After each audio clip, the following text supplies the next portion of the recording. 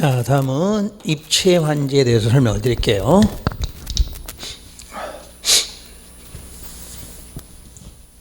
우선 입체 환지는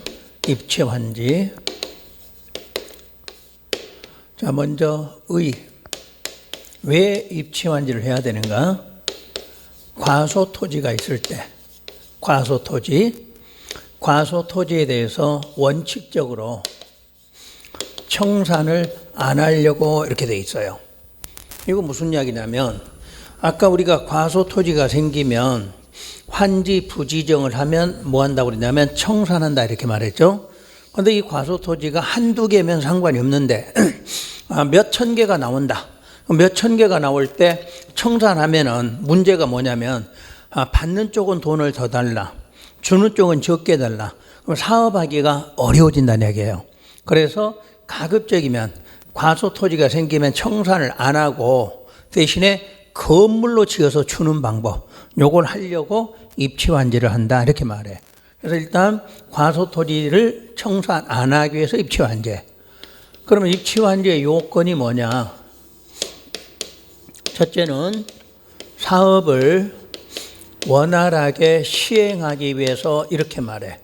그럼 무슨 토지가 있으면? 과소토지가 있으면 사업을 원활하게 시행한다는 건 뭐를 안 하겠다? 청산하는 이 뜻이야, 이 뜻.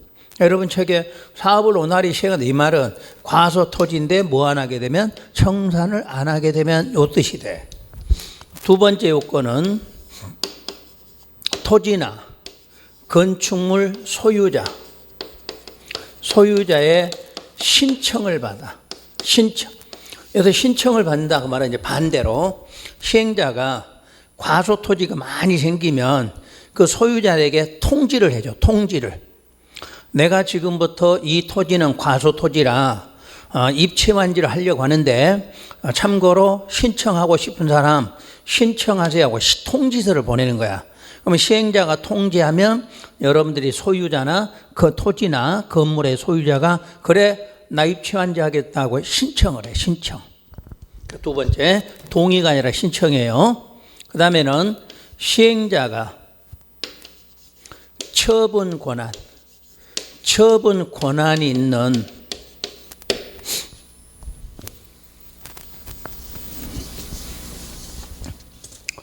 건축물을 갖고 있어야 돼. 건축물이 있어야 된다. 그래서 이 건축물에 대해서 일부는 구분 소유권 그리고 건축물인 토지는 공유 지분으로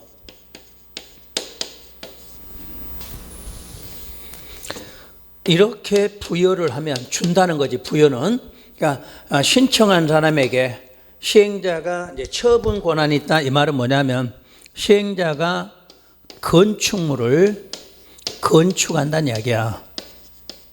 그러니까 시행자가 건축하면 그 시행자가 처분 권한 있는 건물이 있다 이 말이야. 그래서 그 건축된 건축물의 일부는 구분 소유권, 건축물의 토지는 공유 지분을 주면 과소토지 소유자도 뭐하지 않고도 청산하지 않고도 자기의 권리를 건물로 받게 된다 이렇게 말한다 뜻이에요. 그럼 이때 건축물은 뭐냐? 상가. 그러니까 시행자는 건물 지을 공사 능력은 좀 많아. 그러니까 과소토지 소유자의 거기 땅을 이용해서 건물을 짓고 건물 지어서 상가를 지어서 101호 누구 소유하나 102호 누가 소유하나 103호는 누가 소유하나 하고 그 상가 건물에 있는 땅은 전부 다 뭐로 공유 지분 주면 과소토지 소유자도 그게 더 좋은 방식이다 이렇게 말해. 또는 상가가 아닌 아파트도 될 수가 있다 이렇게 말해. 아파트. 그러니까 상가나 아파트로 대신 주는 방법. 여러분 항상 구분 소유권 어디서 나와요? 상가나 아파트에 나오는 거죠. 그래서 이런 방식이다. 자, 그러면 요거를 한번 이해를 해볼게요. 분명히 입체환지를 하려면 과소토지가 있어야 된다고 그랬으니까 첫째 예를 들어 볼게요. 과소토지가 있어. 그런데 과소토지를 뭐로 해야 되냐면 아까 환지 부지정료 60짜리가 있어. 60. 요걸 예를 드릴게요. 과소토지가 60짜리가 있다. 이런 게 여러 개가 필요하겠죠. 여러 개. 그러니까 뭐 몇천 개가 필요해. 자, 오늘은 일단 10개를 예를 들어봐. 10개. 10개가 있고, 자, 10개를 합치면 600제곱미터가 되겠죠. 그럼 이때부터는 요게 과소토지는 하나 있을 때 과소인데, 요렇게 합하니까 600이면 요 기준 면적보다 훨씬 많은 땅이 있으니까 과소토지가 아니라는 얘기지. 그러면 600제곱미터에다가 시행자가 건축물을 건축한다, 이런 뜻이 돼. 그래서 건축에서 이 건축물을 나눠주는 방식이다. 예를 들어서 여기에 건폐율이 50이다, 용적률이 100% 이렇게 예를 들어봐, 상식으로. 그러면 600제곱미터에 대해서 건폐율이 50이라는 말은 건축 면적은 300이 나오죠. 300. 그 다음에 용적률 100이면은 2층이 나와. 2층. 그러면 1층에 300, 2층에 300이야. 그럼 거기에서 얼마씩 60제곱미터 나눠준다고 생각해봐. 300에다가 자 60제곱미터씩을 나눠주면 1층에 5명, 2층에도 5명, 그럼 몇 명? 10명을 해결해. 10명. 근데 그렇게만 해갖고는 안 되는 거지. 이제 그렇게 하면 소유자에게 나눠주는데, 요 시행자는 건물을 지은 비용이 있을 건데 비용은 가져갈 수가 없잖아. 그럴 때는 용적률을 만약 높여주면 돼. 그러면 이제 층수가 4층이 나와. 그럼 1, 2층은 우리 소유자에게 나눠주고 3, 4층도 분양을 하면 되겠지. 분양해서 돈이 들어오면 그 돈 갖고 시행자는 경비로 쓰면 된다, 이런 뜻이 돼. 그러니까 결론은 이 입체완지는 과소토지를 원칙적으로 청산 안 한다, 그 말은 평면적인 개념, 평면적인 걸 뭘로? 입체적으로 바꾼다는 이야기야. 입체적으로 바꿀 때는 용적률을 뭐 해줘라? 완화해줘라. 그러니까 그 지역의 용적률이 100인데 100만 주면 안 되고 올려줘라. 올려주면 시행자가 건물 지어서 나눠주고 시행자도 그 경비를 처리하면 서로 간에 손해가 없이 해결하는 것이 바로 뭐다? 입체완이다, 이렇게 말해. 그런데 여기서 10명이 있는데 만약에 이 중에서 9명이 신청을 했어. 1명은 신청을 안 했어. 그러면 9명만 갖고 뭐 하면 돼? 합쳐서 입체완지하면 돼. 그 1명 거는 신청을 안 했으니까 할 수 없이 과소토지 환지 부지정한다, 이렇게 되겠죠. 이해가 되나요? 그러니까 우리가 꼭 신청하라고 해서 신청을 다 하는 건 아니란 얘기지. 신청하는데 안 하는 사람도 생길 수 있다는 얘기지. 안 하는 사람에 한해서는 할 수 없이 뭐하라? 과소토지 환지. 그러니까 원칙은 청산 안 한다는 그 말은 원칙은 안 하지만 이런 경우는 있다는 얘기지. 예외로 할 수도 있다, 이렇게 말해. 그럼 이제 마지막으로 과소토지가 생기면 환지 부지정을 먼저 하는지 입체완지를 먼저 하는지 구분하는 방법. 그래서 항상 과소토지가 생기면 뭐가 먼저? 입체완지가 먼저야. 그 대신에 뭐 안 하면, 신청 안 하면 환지 부지정을 해. 그러니까 배우기는 아까 과소토지 환지 부지정을 먼저 배웠지만 실제로는 과소토지가 생기면 항상 뭐부터 한다? 입체완지를 먼저 해. 그런데 입체완지에서 뭐가 안 되면, 신청이 안 되면 그 다음에 환지 부지정한다, 이렇게 이해를 하셔야 돼요. 따로따로가 아니야. 아까 환지 부지정 따로가 아니라 바로 과소토지는 먼저 생겼을 때 어떻게 처리하는가?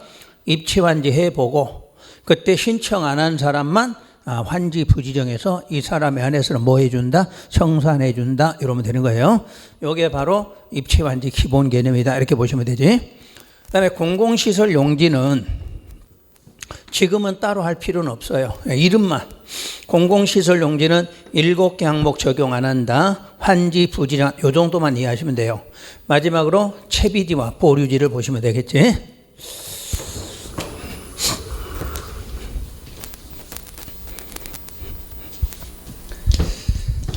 자, 보류가 뭐예요?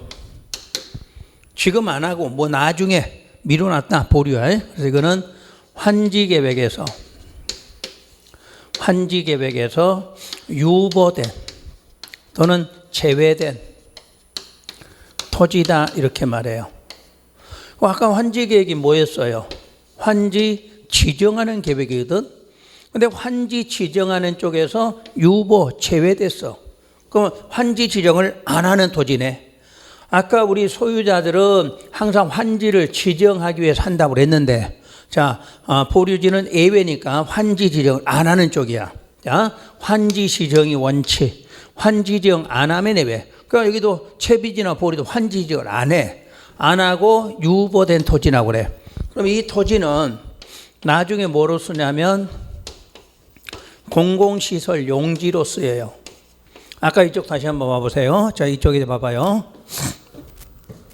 아까 우리 소유자의 토지가 감소됐어. 그러면 지가가 상승돼서 감소됐을 때 무슨 용지로 쓴다고 그랬어요? 공공시설 확장하고 신설할 때. 요때 쓰기로 돼 있었잖아. 그러면 공공시설이 말은 뭐야? 도로잖아. 그러니까 도로용으로 쓰는 용지. 그래서 그걸 바로 보류지 이러면 돼. 자, 다시 이쪽으로. 그러니까 보류지라는 말은 환지계획, 환지 지정을 안 하고 제외돼서 나중에 무슨 용지로? 공공시설 용지로 써. 그리고 그 중에 일부는 채비지로 쓸 수 있어. 채비지로. 그러니까 보류지는 크게 보면 공공시설 용지와 채비지다 이렇게 보시면 되지. 그렇다면 채비지가 무엇이냐? 채비지는 여러 가지 내용이 있어요. 근데 일단 우리는 과정에 두 개로만 정리할게요. 자, 환지 방식에서 보류지 중에 일부 보류지 중에 일부를 시행자에게 귀속시키는 토지다 이렇게 말해. 그러니까 아까 우리가 채비지가 있다고 그랬지. 채비지는 항상 뭐 중에 보류주에가 채비지 있어. 그러니까 보류주 중에 일부를 자 누구한테? 시행자에게 주는 거야. 시행자에게. 그래서 시행자에게 주게 되면 그 시행자들은 필요 경비로 충당하는 토지다 이렇게 말해. 그러니까 시행자는 그 땅을 받으면 팔아서 경비로 충당하는 토지. 그래서 모든 사업에 대해서 비용 부담 그러면 시행자 부담 원칙. 그 이유는 시행자에게 뭐를 준다? 채비지를 주면 그 땅을 팔아서 경비로 쓴다 이렇게 보는 거죠. 그걸 바로 채비지라고 표현해요. 그래서 보류지하고 채비지 용어는 이런 내용이고 시험장에 가서 찾는 거는 아주 쉬워요. 어디에서 제외됐다 그러면 보류지고 그 중에 일부가 시행자가 경비로 쓰기 위해서 가져갔다 그러면 그거는 채비지다. 이 정도만 이해하시면 돼요. 이름만 있어도 돼. 결론은 요 6가지 이름만 알고 있어도 문제는 얼마든지 해결이 돼요. 6가지 이름 기억하시고 동의 있다 없다 구분하고 청산한다 안 한다 구분하고 청산학과 시기 요거까지 정확하게 정리하시면 환지계획은 크게 무리 없이 정리하실 거예요. 자, 지금부터 책을 보고 책에서 어디 부분이 있는가 확인할게요. 자, 교재 218쪽. 자, 중간 부분. 자, 1번 환지계획, 작성자, 사업 시행자. 항상 그 시행자라고 할 때는 누구하고 누구다? 행정청, 비행정청 꼭 좀 구분하고. 환지계획 내용. 시행자는 도시개발 사업의 전부나 일부를 환지 방식으로 시행하려면 그 밑에 환지계획을 작성해야 한다. 그래서 환지계획에 포함될 내용이 참고로 나오는데 지금은 보실 필요 없을 것 같고. 다음 오른쪽에 환지계획 작성 기준. 자, 원칙 써졌죠. 원칙에 대한 항상 이거 기억하세요. 원칙이란 환지 지정하기 위해서 7개 항목 적용한다, 절충주의다, 청산 안 한다, 적응환지다. 이 말을 꼭 기억하세요. 왜냐? 여러분이 책에 있는 지문만 갖고는 절대 시험장에 써먹을 수가 없어. 이유가 뭔지 보세요. 이 환지 방식은 오래전에 만들어졌어. 오래전에. 지난번에 이렇게 얘기했죠. 원래 도시개발법 전에가 토지구역 정리사업법이라는 게 있어. 이 법에서 원래 신도시를 만드는 환지 방식을 이 법으로 했어. 그런데 환지 방식은 단점이 뭐냐? 시간이 너무 오래 걸려. 남의 땅을 뺏어오는 게 아니라 동의를 받아서 환지 방식 사업을 해야 되기 때문에 너무 시간이 많이 걸려. 그래서 뭐 30년, 50년까지 걸리는 사업도 있어. 그럼 50년씩 걸리는 사업, 30년씩 걸리는 사업은 신도시를 만들어봤자 큰 의미가 없게 된다는 뜻이야. 그래서 법을 도시개발법으로 새로 제정을 하면서 거기다가 1번 수용 방식을 추구한다고 그랬죠. 그러니까 수용 방식은 강제로 땅을 뺏어다가 사업하니까 그만큼 사업 시행 기간이 빨라져. 그래서 신도시를 만드는 그 내용이 적합하게 되는 게 수용이라는 이야기야. 대신에 단점은 초기 비용이 좀 많이 들 수 있다 이렇게 보겠죠. 그러나 대부분 수용 방식을 쓰고, 세 번째가 혼용 방식을 만들게 됐어. 그러니까 토지구역 정리사업법에는 환지만 있었고 도시개발법은 요 두 개를 추가한 거야. 추가. 그러면서 토지구역 정리사업법에 있던 환지 방식을 그대로 가져온 거지. 그러다 보니까 옛날에 법 하나가 통째로 환지 방식으로 들어온 거지. 그러면 내용이 많아. 그럼 내용이 많다는 것은 옛날부터 학문적인 성질이 있어. 학문적인 거. 바로 이런 것들이 적응환지다. 예를 들어 적응환지다. 이런 용어 자체가 전부 다 법조문에 있는 게 아니라 이 학문적으로 풀어놓은 내용이다. 이런 뜻이 돼. 그래서 학문적 성질이 환지 방식에서는 많이 이해가 돼야 돼요. 그래서 여러분 이 개념을 정확히 하려면 그 원칙에다 작성 기준 해놓고 달랑 원칙이라고 내용만 써놔서는 아무 뜻을 이해 못해요. 이걸 반드시 기억하시도록 하고, 그러면 여러분 책에 환지 계획은 종전의 토지와 환지에 대해서 이제 7항목이 나오죠. 위치, 지목, 면적. 요 세 개를 면적주의, 토질, 수리, 이용 상황, 환경. 요거는 평가주의. 그래서 7개를 종합적으로 고려하여 합리적으로 정한다. 그래서 우리 절충주의다 이렇게 말해. 그리고 뭐 주의사항 써놨는데 쫙쫙 그으세요. 읽을 필요도 없는 지문이고 그건 아무 의미가 없는 소리요. 지금은 절충주의인데 무슨 고려사항이 아니다 이런 말은 필요가 없어. X표 싹싹 지워. 무조건 7개 항목. 자, 다음 장에 넘어가서 예외. 오른쪽 페이지예요. 그럼 예외가 여기서부터가 문제야. 여러분 책은 이렇게 돼 있질 않아. 여러분 책은 요약집에 불과해. 이런 게 완벽하게 이해가 돼야 돼. 완벽하게 이해될 때 요걸 봐야 이해가 될 수 있어. 그러니까 여러분들은 요대로 맞추셔야 돼. 지금 여기 보시면 환지 부지정 2개. 여기도 환지 부지정 있죠? 요거를 여러분 책에는 1번에다 환지 부지정을 써놨어. 그러니까 원리도 모르고 원칙도 안 되는데 이렇게 정리를 해놓은 거지. 요건 요약집에서나 쓸 때지. 여러분 5월이나 6월, 7월 달에 가서 공부가 완벽하실 때는 이렇게 공부해도 돼. 근데 지금은 여러분 이 개념을 정확하게 이렇게 채고해야 돼. 요거 이해 못하고 책 보면 아무 뜻도 없으니까 이대로 공부하실 건. 그래서 요거 필기 꼭 해서 여러분 정리하셔야 돼. 자, 참고로 필기하는 게 좋은데 필기한다고 일시정지를 하는데 나 이렇게 하는 거 일시정지 시키지 말라고 그랬지. 너무 팔 아파.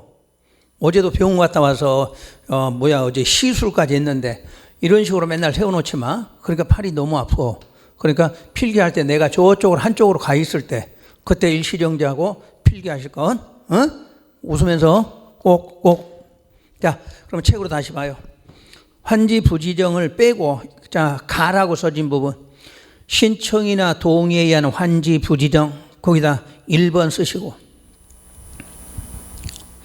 그 다음에 과소토지의 환지 부지정 2번 쓰고, 동그라미 2번에다 3번, 토지면적 규모의 조정 요걸 3번. 그 다음으로 페이지 넘겨서 큰일 났다. 페이지를 또 한 장을 넘겨서 224쪽 입치환지에다 4번, 입치환지에다 4번. 다시 앞으로 넘어와서 다시 221쪽에다가 3번 번호에다 5번, 맨 밑에 공공시설 용지 거기에다 5번, 또 넘기면 4번에 채비지 등 거기다 6번. 그죠? 내가 방송만 아니면 욕 엄청 하고 싶은데 욕을 못해. 에? 나쁜 자식이야 이거. 자, 다시 221로 와요. 어쩔 수 없어요. 여러분들 이게 체크 표시 안 해놓으면 나중에 혼자 공부 못해 영어력은. 자, 그럼 다시 아까 이제 동그라미 1번 번호. 신청이나 동의에 의한 환지 부지정. 토지 소유자가 신청하거나 동의를 하면 그 다음 줄 환지를 정하지 아니할 수 있다. 앞으로 여러분 책에 환지를 정하지 아니할 수 있다. 법조문에 이렇게 돼 있어. 이걸 환지 부지정 그래. 환지 부지정. 다만 해당 토지에 관하여 임차권자 등이 있으면 그의 동의도 받아야 한다. 그러니까 동의는 유일하게 여기 하나를 말해. 그 다음에 과소토지 환지 부지정. 시행자는 토지 면적의 규모를 조정할 특별한 필요가 있으면 면적이 작은 토지. 그럼 여기서 작은 토지가 과소토지야. 근데 과소토지인데 반드시 증환이 안 되는 거지. 무조건 과소토지라고 하면 안 되고 과소토지인데 증환이 안 돼. 그 증환이 안 되는 토지는 환지 대상에서 제외. 환지 대상의 제외 이 말도 환지 부지정이라는 뜻이에요. 그 다음에 토지 면적의 규모에 조정하면 시행자는 토지 면적의 규모를 조정할 특별한 필요가 있으면 면적이 작은 토지는 과소토지가 되지 않도록 면적을 늘린다. 이게 증환지야. 그럼 다시 아까 과소토지 환지 부지정 똑같이 봐보세요. 면적의 규모를 조정할 특별한 필요가 있으면 면적이 작은 토지는 환지대 제외라고 되어 있잖아. 그런데 증환지는 똑같이 면적이 작은 토지인데 뭐가 되지 않도록? 과소토지가 되지 않도록 증가시킨다 이렇게 되어 있잖아. 그러니까 이 과소토지나 증환지는 똑같아. 토지 면적 때문에 똑같은 과소토지인데 요거는 과소토지가 안 되도록 늘리는 건 증환지고 과소토지를 환지 대상에서 제외하는 건 환지 부지정이 된다는 이야기야. 그 다음에 이제 감환지는 둘째 줄 끝부분 면적이 넓은 토지는 면적을 뭐한다? 줄여서 환지를 정한다. 이게 감환지다 이렇게 말해요. 자, 페이지를 다음 장으로 채비지를 볼게요. 공공시설 용지는 이대로만 기억하세요. 2개만. 따로 보지 말고. 그 다음 채비지 등. 시행자는 도시개발 사업에 필요한 경비에 충당하거나 규약 정관 시행 규정 실시 계획으로 정하는 목적을 위하여 자 밑줄 일정한 토지를 환지로 정하지 아니하고 그럼 일정한 토지를 환지로 정하지 않고 그 말은 환지 지정을 안 하고 그 말이지. 그러니까 이 부분이요. 환지 계획에서 유보, 환지 지정에서 유보야. 그러니까 환지로 지정하는 거에서 제외가 됐어. 정하지 않고 보류지로 정한다. 그때 그 중에 일부를 채비지로 정해서 도시개발 사업에 필요한 경비에 충당할 수 있다. 이렇게 놨죠. 채비지 보류 뜻이에요. 그 밑에 거는 나중에 주택법을 배운 다음에 같이 공부하시면 되니까 지금은 안 하셔도 되겠고. 그 다음 페이지 넘겨서 6번 번호 입치환지. 순서가 엉망인데 할 수 없어. 자, 입치환지는 요걸 꼭 기억하시면 돼요. 내가 필기해 준 이유가 요거야. 입치환지는 요렇게 됐다. 그래서 요 과정을 이해하시면 되니까. 여러분 책에는 1번만 일단 보시면 되네. 시행자는 도시개발 사업을 원활히 시행. 그럼 원활히 시행한다는 건 무슨 토지가 있어? 과소토지가 있고 청산을 안 하겠다는 뜻이에요. 그리고 그 줄 끝에 토지나 건축물 소유자의 뭐를 받아서 신청을 받아서 건축물의 일부와 건축물인 토지의 공유 지분을 부여할 수 있다. 일단 그까지. 그리고 바로 위에 올라가면 환지계획 인가가 나와. 그러니까 번호 체계가 안 맞아. 번호 체계가. 아니 종류 나오다가 환지계획 인가 나오다가 이게 번호 체계가 안 맞잖아. 그래서 아까 내 칠판에다 저거 좀 그대로 순서를 공부하셔야 돼. 자, 인가도 행정청 아닌 시행자가 환지계획 작성하면 시장군수구청장 인가 받아야 한다 이렇게 돼 있죠. 그것도 그럼 행정처일 때는 어떻게 하는가? 그런 말이 없잖아. 아까 맨 처음에 적어준 대로 다시 정리 꼭 하시고. 자, 페이지를 넘기시면 돼요. 넘기면 두 번째 절차가 환제정지 지정이 나와요. 환제정지 지정. 자, 그거 설명을 드릴게요.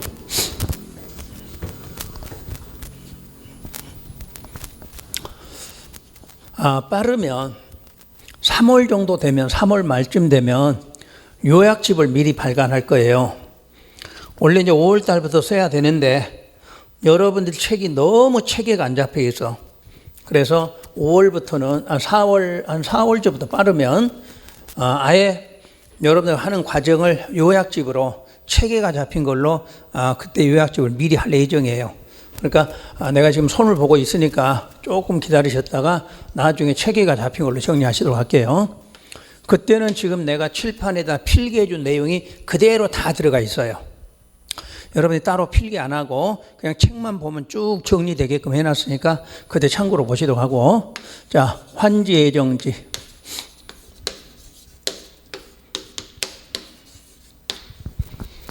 문장 그대로 환지가 아니라 환지예정이에요. 환지를 지정하는 건 환지계획이야. 환지처분이야.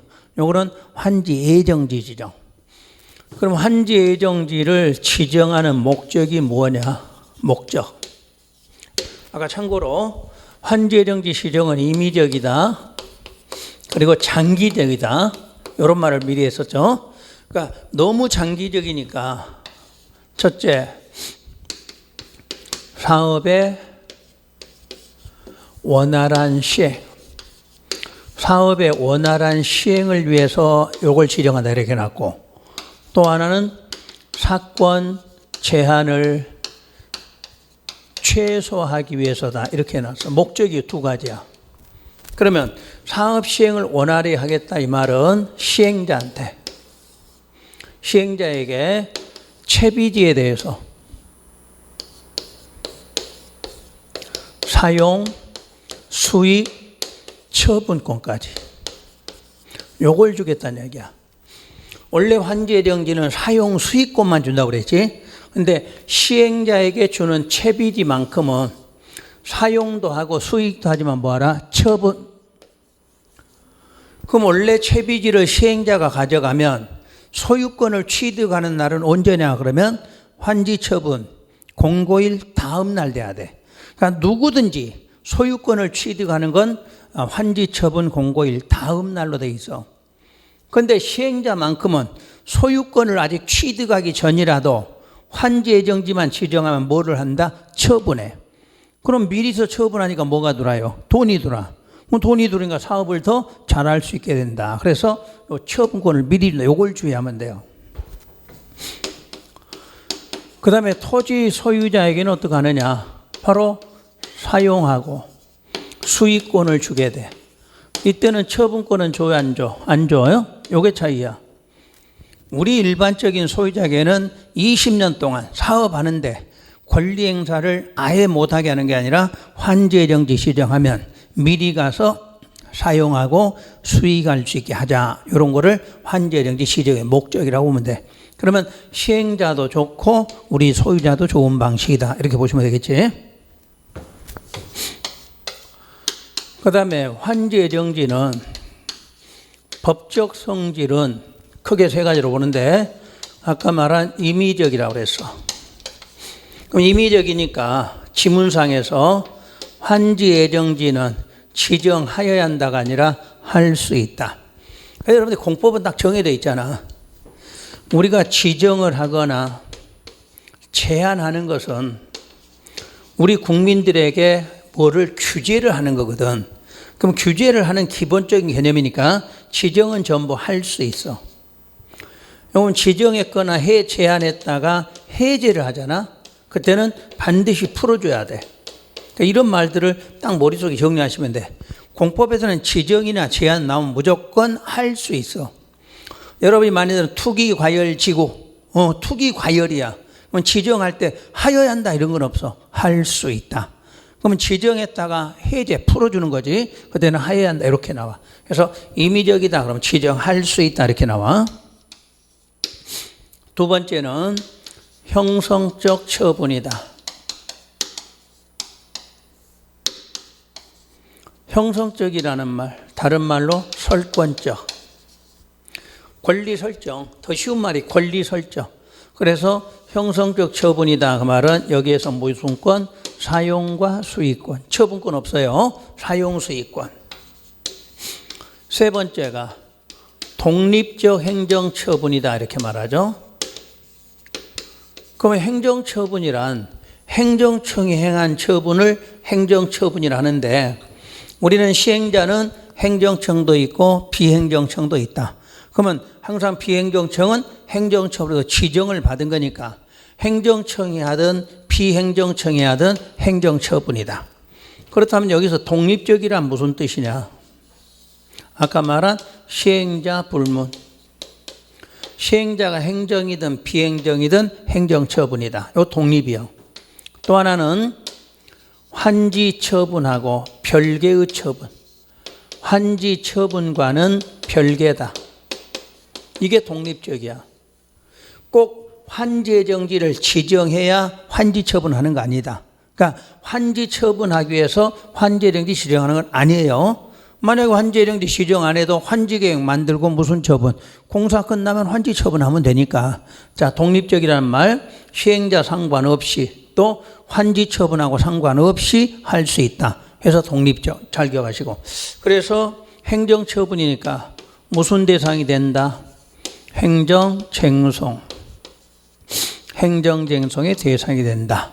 자, 이거를 법적인 성질이다 이렇게 말하고. 세 번째, 지정 절차. 지정 절차는 시행자가 토지 소유자 등한테, 자, 소유자 뒤에 등이 나올 때, 요거는 나머지 권리를 말하니까 임차권자 등. 그러니까 쉽게 소유권이 아닌 나머지 권리는 전부 등으로 처리해. 소유자 등은 소유권 외에 나머지 권리자들, 그런 사람을 말한다. 그럼 그 사람들에게 맨 처음에 환지정지의 위치를 알려줘야 돼. 아까 우리가 환지계획 기준의 가장 중요한 항목이 위치였죠. 그러니까 앞으로 여러분이 환지정지를 사용할 수 있는 부분이 어디다 하고 위치를 알려야 돼.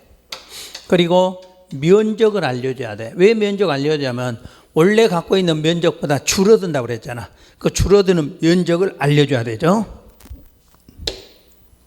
그 다음에 지정 효력 발생일. 발생 시기라고 그럴까? 효력 발생 시기. 그러니까 세 가지로 줄이면 위치, 면적, 시기. 그러니까 시기는 어디에 있는 땅을 얼마 면적을 몇 월 며칠부터 사용하고 수익할 수 있다 하는 거를 통지해 줘야 돼. 그러니까 절차로만 물으면 지정 절차는 통지야, 통지. 그리고 통지 뒤에 공고 안 해. 역시 환지계획도 인가하면 공고 안 하고 환지정지도 통지는 하되 공고할 필요 없다. 알려줄 필요가 없어. 왜? 소유자들한테는 전부 뭐가? 여기 통지됐잖아. 그건 소유자들은 알고 있어. 스스로가 몇 월 며칠부터 어디에 가서 얼마짜리 면적을 사용 수익하라고 알려줬기 때문에 일반적으로 공고할 필요는 없다 이렇게 말해요. 그래서 환지정지는 이렇게 세 가지가 나오고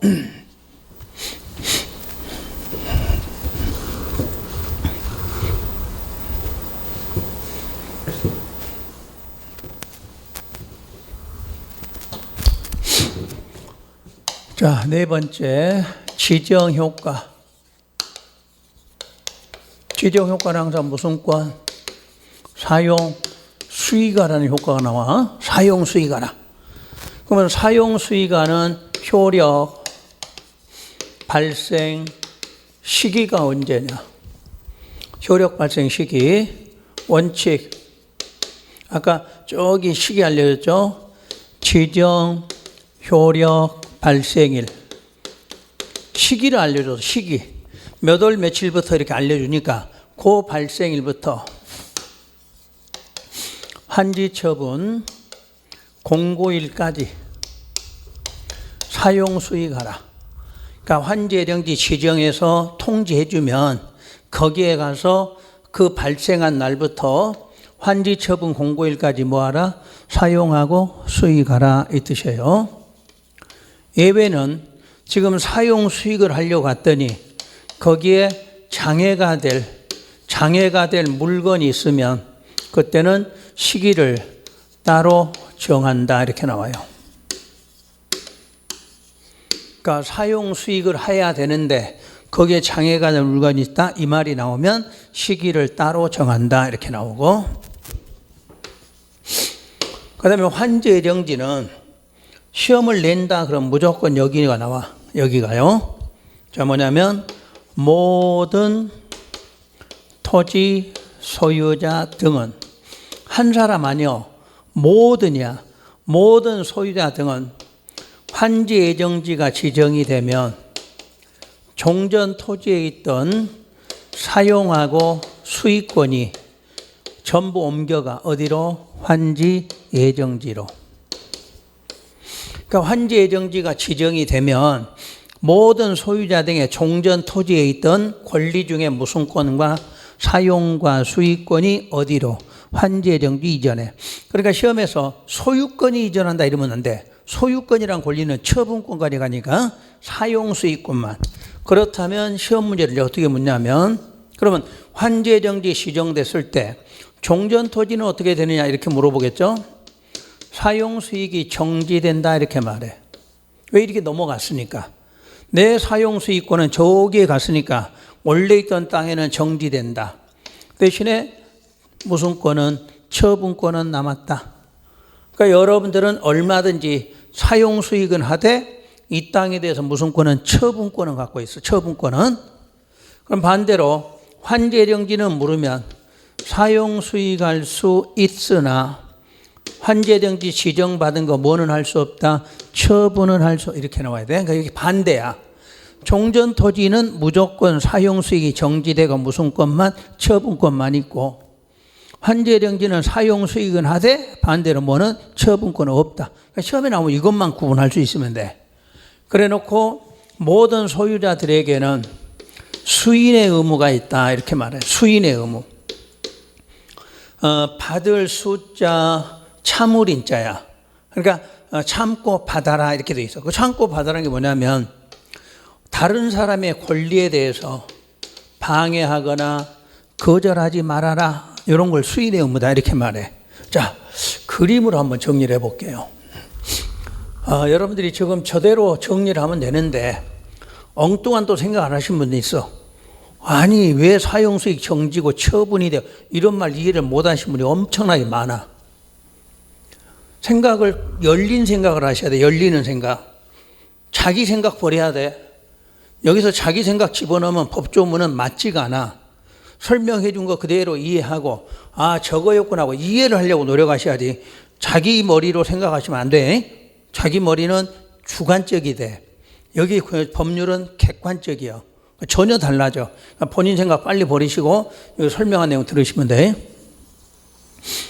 자, 시행하고자 하는 땅에가 소유자가 한 10,000명 있다 이렇게 볼까? 10,000명.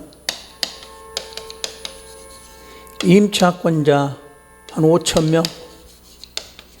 그 15,000명이 있어. 여기다 15,000명을 다 그릴 수가 없겠죠. 그래서 똑같이 모든이라고 그랬으니까 3명만 보기로 해봐요. A가 소유권을 갖고 있다. B도 소유권을 갖고 있다.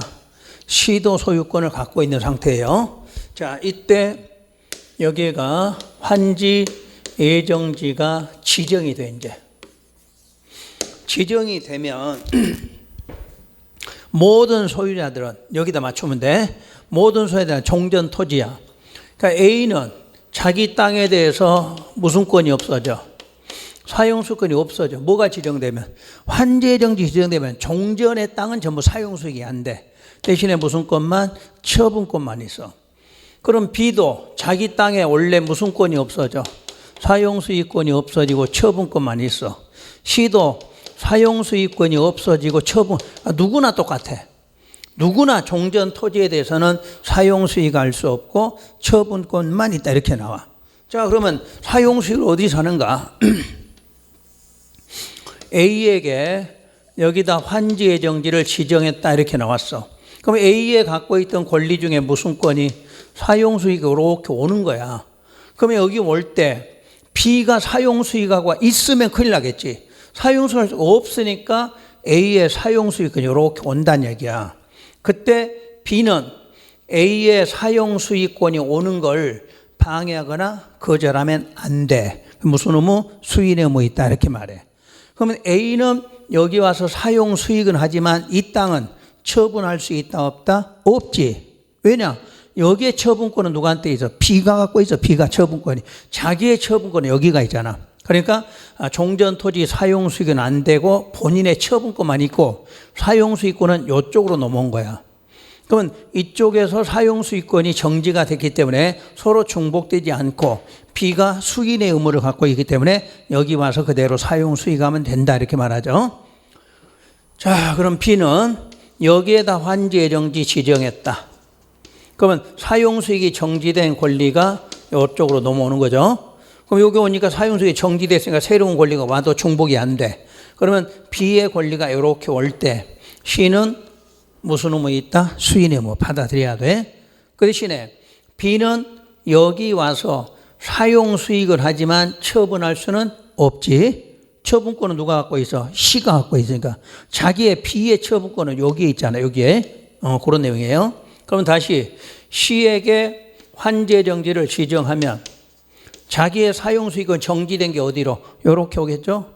그때 여기는 사용수익이 정지됐으니까 중복되지 않고 사용수익에 A가 방해 거절 못하는 수인의 의무 받게 돼. 그러니까 서로 간의 권리가 정지됐다가 어디로 가서 환지예정지로 가서 사용수익하면 돼. 그러니까 1000명이 있든 10,000명이 있든 무조건 종전의 소유자들은 뭐만 지정되면 환지예정지가 지정되면 종전 토지는 무조건 뭐가 없어져? 사용수익권이 없어지고 처분권만 있다. 그럼 B도 사용수익권 없어지고 처분권만 있다. C도 사용수익권은 없어지고 처분권만 다 똑같아. 대신에 지정받은 쪽으로 무슨 권이 사용수익으로 넘어간다. 그러니까 결론 시험장 가서 환지예정지의 종전 토지라는 글자가 보이면 뭐 할 수 없고 사용수익 할 수 없고 무슨 권만 처분권만 있다. 그럼 환지예정지 지정받았다. 그러면 거기는 어떻게? 사용수익 할 수 있으나 무슨 권은 없다. 처분권은 없다. 이렇게 되죠. 세 번째, 시행자만큼 하죠. 채비지. 채비지만큼은 시행자가 뭐도 할 수 있다? 사용, 수익, 처분까지 가능하다. 요게 차이죠.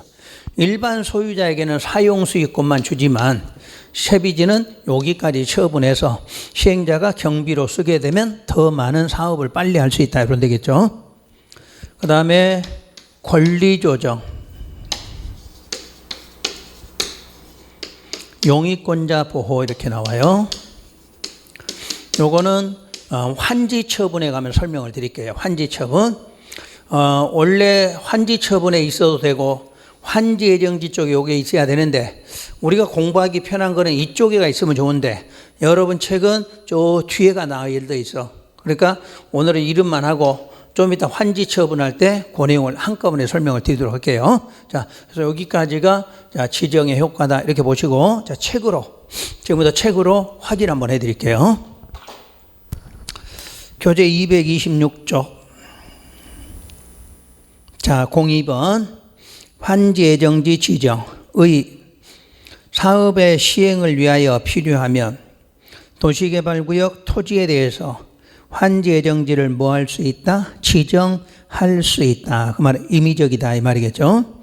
그리고 그때 임차권자 등이 있으면 해당 환지예정지에 대해서 해당 권리의 목적인 토지나 그 부분도 아울러 지정하여야 한다. 자, 주의할 거. 예정지는 지정할 수 있는데 만약 지정했을 때 거기에 무슨 권자가 있으면 임차권자가 있으면 그 사람의 권리에 대해서도 반드시 지정을 해줘야 한다 하는 뜻이죠. 지정 절차는 오른쪽 페이지 3번을 보세요. 맨 윗부분. 환지예정지의 절차는 통지만 하면 돼. 통지. 그래서 시행자가 환지예정지 지정하려면 소유자와 임차권자 등에게 환지예정지의 세 가지 위치, 면적, 그리고 지정효력 발생, 시기 세 가지 위치, 면적, 시기를 알려야 한다. 알려야 한다가 통지해야 한다. 그러니까 지금은 법조문회가 알려야 한다, 통지해야 된다. 두 개가 병용이 되고 있으니까 두 가지 같이 쓰시면 되고, 그리고 공고했다 안 했다 기억하시고, 환지예정지 시정의 효과. 거기도 시기가 원칙예외라고 돼 있으면 좋은데 그런 게 안 돼 있어요. 여기가요. 보면 사용수익권의 이전이 아니라 효과는 요거지. 사용수익하고, 그럼 사용수익할 수 있는 시기가 언제 이렇게 나와야지. 이렇게 시기가. 시기 원칙예외 이렇게 나와야 돼. 원칙예외. 그래서 자, 첫 줄에 환지예정지가 지정되면 그 줄 끝에 지정의 효력 발생일부터 환지처분 공고가 되는 날까지 환지예정지나 해당 부분에 대해서, 자, 그 뒤에 밑줄 종전과 같은 내용의 권리. 자, 그래서 종전과 같은 내용의 권리, 사용수익권. 그 사용수익권을 뭐 할 수 있고 행사할 수 있고. 그러니까 환지예정지가 지정되면 거기는 사용수익할 수 있고, 그 옆에 종전의 토지는 사용하거나 수익할 수 없다 이렇게 되어 있죠. 자, 2번에 첫 줄 끝에 장애가 될 물건이 있다. 예외지. 예외는 장애가 될 물건이 있으면 그 다음 줄 시작할 날을 따로 정할 수 있다. 수인의 의무. 이건 넷째 줄. 사용 수익할 수 없으며, 그러니까 종전 토지는 사용 수익할 수 없으며 환지예정지를 지정받은 자의 권리 행사를 뭐하라? 방해할 수 없다. 방해 거절하지 마라. 수인의 의무예요. 4번 채비지만큼은 사용 수익 처분할 수도 있다. 그 밑에 용익권자 권리조정 나와 있죠. 오늘 좀 뒤에다 할 거고, 다음 페이지로 넘어가서 오른쪽 페이지 229 오른쪽에 보면 3번 환지 방식 사업 시행을 위한 조치라고 나올 거예요. 자, 1번 사용 수익의 정지. 시행자는, 자, 밑줄 그으세요. 환지를 정하지 아니하기로 결정. 환지를 정하지 아니하기로 결정했다고 그랬어. 바로 아까 배운 환지 부지정이겠죠. 환지 부지정이 되면 그 소유자나 임차권자에게 날짜를 정하여 그날부터 해당 부분의 사용 수익을 정지시킬 수 있다고 그래요. 정지시킬 수 있다. 왜 그래야 되는가?